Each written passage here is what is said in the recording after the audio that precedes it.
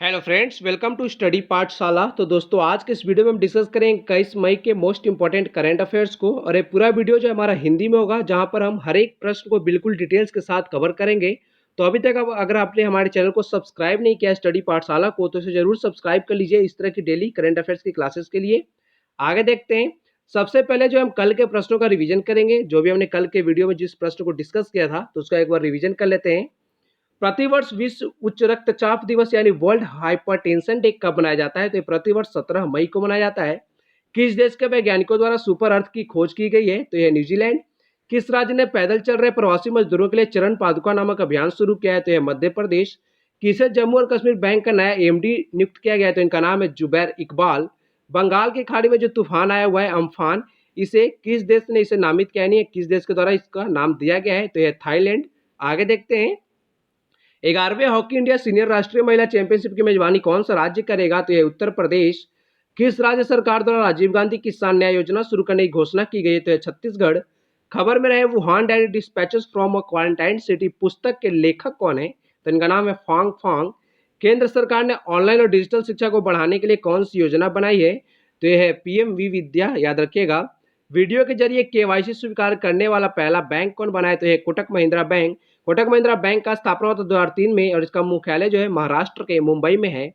अब हम आगे देखेंगे आज का करंट अफेयर्स। और पहला प्रश्न हमारा महत्वपूर्ण दिवस से रिलेटेड।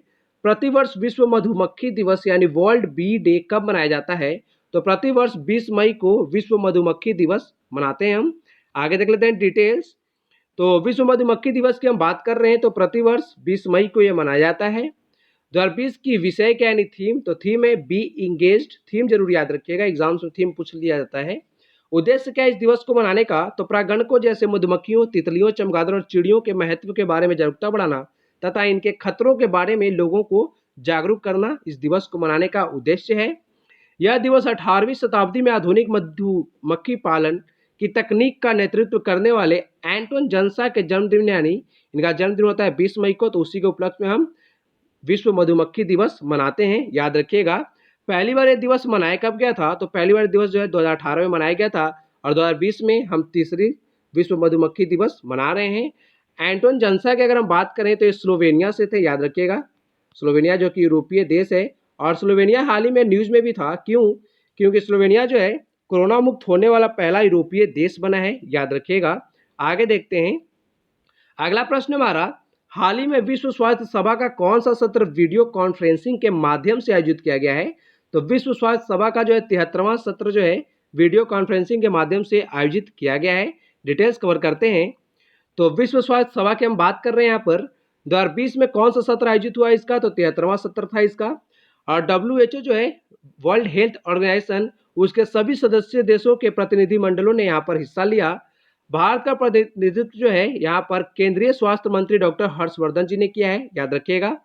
प्रतिवर्ष कहाँ पर आयोजित किया जाता है? तो स्विट्जरलैंड के जिनेवा में प्रतिवर्ष जो है वर्ल्ड हेल्थ असेंबली आयोजित की जाती है। आगे हम डब्ल्यूएचओ के बारे में जानेंगे।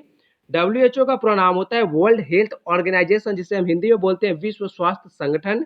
और यह एक ऐसी संस्था है जो विश्व स्तर पर स्वास्थ्य संबंधी समस्याओं पर आपसी सहयोग एवं मानक विकसित करने का कार्य करती है। स्थापना हुआ था इसका 7 अप्रैल 1948 में, याद रखिएगा।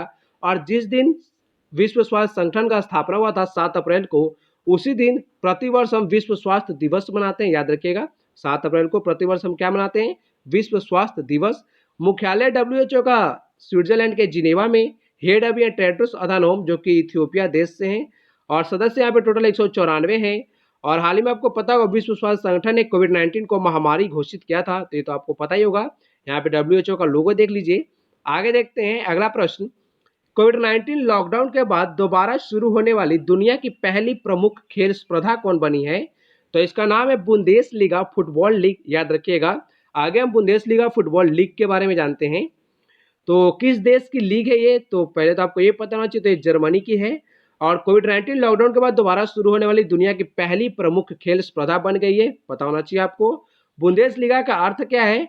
तो इसका अर्थ है संघीय लीग, जिसे आप इंग्लिश में फेडरल लीग भी बोल सकते हैं। एंड इस खेल की शुरुआत कब हुई थी? तो इस खेल की शुरुआत जो है 1963 में हुई थी, पता होना चाहिए आपको। और जर्मनी के बारे में हमने डिस्कस किया है, तो उसके बारे में देख लीजिए कुछ एक्स्ट्रा फैक्ट्स। जर्मनी की राजधानी बर्लिन है। और यहाँ की चांसलर है जो एंजेला मार्केल हैं, याद रखिएगा। और जर्मनी अपनी सीमा साझा करते हैं डेनमार्क, पोलैंड, चेक Republic, Switzerland, Austria, France, Belgium, Luxembourg and Netherlands के साथ। आप सभी को पता होना चाहिए। आगे देखते हैं। अगला प्रश्न है, हाल ही में टिकटॉक के मुख्य कार्यकारी अधिकारी कौन बने हैं? तो सीईओ की बात हो रही है। और कहाँ किसकी पूछी जा रही है? टिकटॉक की पूछी जा रही है। तो सीईओ बताना है आपको।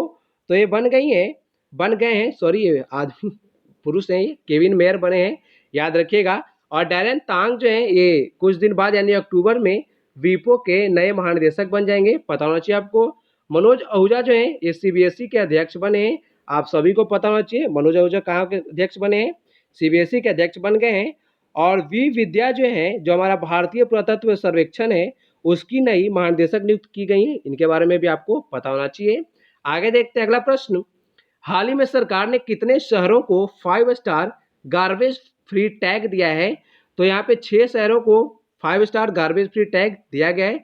आगे हम देख लेते हैं डिटेल्स इसके बारे में। तो कचरा मुक्त शहरों के नामों की घोषणा किसने किया? तो ये हरदीप सिंह पुरी हैं, जो अभी हमारे केंद्रीय आवास और शहरी मामलों के मंत्री हैं, तो उन्हीं के द्वारा इसकी घोषणा की गई है। इसके तहत देश के कितने शहरों को 5 स्टार रेटिंग मिली है? तो यहाँ पर 6 शहरों को टोटल जो है 5 स्टार रेटिंग मिली है गार्बेज मुक्त होने का, याद रखिएगा। और किन 6 शहरों को यहाँ पे 5 स्टार गार्बेज फ्री रेटिंग दी गई है? तो कौन कौन से शहर है वो? तो एक तो है छत्तीसगढ़ का अंबिकापुर, और यहाँ पे देखिए गुजरात का राजकोट है और सूरत है, तो 3 शहर हो गए यहाँ पर। कर्नाटक का मैसूर चौथा हो गया, महाराष्ट्र की नवी मुंबई 5वां हो गया, और मध्य प्रदेश का इंदौर जो है 6ठा शहर हो गया, याद रखिएगा। और छत्तीसगढ़ के अंबिकापुर की हम बात करें तो यहाँ पर देश का पहला शहर है छत्तीसगढ़ का अंबिकापुर, जहाँ पर प्लास्टिक कचरे के बदले भोजन की योजना शुरू की गई है, और उसका नाम क्या रखा गया है? Garbage cafe. अगर आपसे पूछे कि भारत का पहला गार्बेज कैफे कहाँ पे खुला है, तो आपको छत्तीसगढ़ का अंबिकापुर बताना होगा। आगे देखते हैं अगला प्रश्न। हाल ही में किस देश के प्रधानमंत्री थॉमस थाबेन ने अपने पद से इस्तीफा दिया है? तो किस देश के प्रधानमंत्री थे ये जिन्होंने अभी इस्तीफा दे दिया? तो ये लिसेथो के प्रधानमंत्री थे। आगे हम लिसेथो के बारे में जानते हैं। तो यहाँ पर देखिए हमारा प्यारा भारत, और यहाँ से अगर आप आते हैं साउथ की तरफ, यहाँ पे मेडागास्कर को क्रॉस करके मोजाम्बिक चैनल यहाँ पर है, और यहाँ से अगर आप क्रॉस करके आएंगे तो यहाँ पे साउथ अफ्रीका एक देश है, याद रखिएगा। अफ्रीका कॉन्टिनेंट में साउथ अफ्रीका यहाँ पर देश है। साउथ अमेरिका के यहाँ पे इसके बीचों बीच यहाँ पे देखिए लेसोथो है, यानी लेसोथो जो है चारों तरफ से साउथ अफ्रीका से घिरा हुआ है, पता होना चाहिए आपको। और एक लैंड लॉक कंट्री है। लैंड लॉक कंट्री किसे बोलते हैं हम? जो चारों तरफ से भूमि से घिरा होता है उसे हम लैंड लॉक बोलते हैं। तो लेसोथो को देख लीजिए, यहाँ पर इसकी लोकेशन है, साउथ अफ्रीका के देश में है ये। इसकी राजधानी है मासेरू, और इसकी मुद्रा है लेसोथो लोटी, याद रखिएगा। और यहाँ पे बेरूट पहाड़ जो है किसी और देश के राष्ट्रपति हैं, इसको याद रखना है आपको। आगे देखते हैं अगला प्रश्न है, हाल ही में दक्षिण मध्य रेलवे ने कोविड-19 मरीजों के लिए कौन सा रोबोट विकसित किया है? तो दक्षिण मध्य रेलवे के द्वारा अभी रोबोट बनाया गया है कोविड-19 मरीजों के लिए। तो उस रोबोट का नाम पूछा जा रहा है आपसे, तो यह रेल बोट, याद रखिएगा। आगे देखते हैं इसके बारे में हम। तो दक्षिण मध्य रेलवे जोन ने कोरोना वायरस प्रकोप के मद्देनजर मरीज की देखभाल के लिए अस्पताल प्रबंधन कार्यों में सहायता के लिए एक रोबोट डिवाइस विकसित किया, और इसका नाम है रेल बोट, याद रखिएगा। इसका इस्तेमाल जो है बिना किसी शारीरिक संपर्क के दवाई सहायक उपकरण प्रदान करने और मरीजों को भोजन परोसने के लिए किया जाएगा। दक्षिण मध्य रेलवे का मुख्यालय है तेलंगाना के सिकंदराबाद में, और दक्षिण मध्य रेलवे का जो महाप्रबंधक है उनका नाम क्या है? गजानन माल्या, याद रखिएगा। गजानन माल्या है, याद रखिए। आगे देखते हैं अगला प्रश्न है, हाल ही में hop on my adventures on boats trains and planes पुस्तक का विमोचन हुआ है, इसके लेखक कौन है? तो यह पुस्तक जो है लिखी गई है रस्किन बॉन्ड के द्वारा। आगे हम इनके बारे में जानेंगे।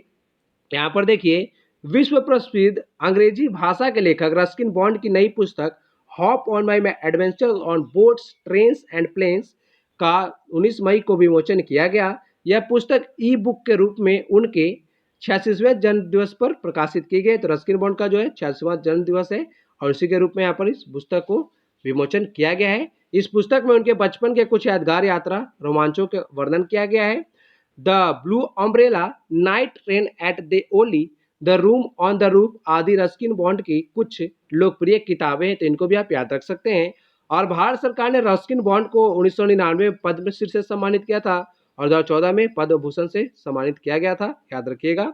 अगला प्रश्न, हाल ही में किस मंत्रालय द्वारा नेशनल टेस्ट अभ्यास ऐप लॉन्च किया गया है? तो नेशनल टेस्ट अभ्यास ऐप की बात हो रही है। तो ये कौन से मंत्रालय के द्वारा लॉन्च किया गया वो आपको बताना है। तो मानव संसाधन विकास मंत्रालय के द्वारा इस ऐप को लॉन्च किया गया है। आगे देखते हैं इस ऐप के बारे में। तो नेशनल टेस्ट अभ्यास की ऐप की हम बात कर रहे हैं। तो किस मंत्रालय ने ऐप को लॉन्च किया है? तो यह मानव संसाधन विकास मंत्रालय, याद रखिएगा। इस ऐप को विकसित किसने किया? तो ऐप को विकसित किया गया राष्ट्रीय प्रशिक्षण एजेंसी के द्वारा।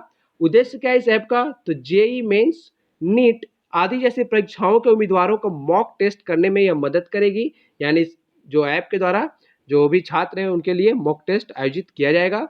और वर्तमान में हमारे मानव संसाधन विकास मंत्री रमेश पोखरियाल जी हैं, जो कि उत्तराखंड के हरिद्वार से लोकसभा सांसद हैं, याद रखिएगा।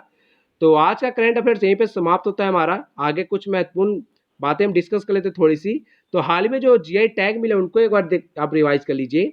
मणिपुर के काले चावल, उत्तर प्रदेश के जो टेराकोटा है, तमिलनाडु का कदलाई मितई, जम्मू कश्मीर का केसर, झारखंड का सोराई खोर पेंटिंग, तेलंगाना का तेलिया रुमाल और तमिलनाडु का तंजावुर नेती वर्क्स और अरुम्बाउर वुड नक्काशियों को हाल ही में जीआई टैग मिला है। तो इन सभी को आपको याद कर लेना है।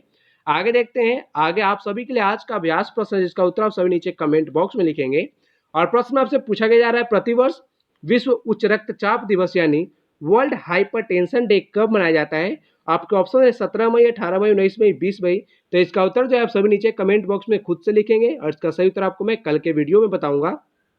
तो आज का लेक्चर यहीं पे समाप्त करते हैं। अगर आपको वीडियो अच्छा लगे तो वीडियो को लाइक करिए, शेयर करिए और चैनल को सब्सक्राइब जरूर कर लीजिए इस तरह की वीडियो के लिए। So thank you for watching video. Thank you so much.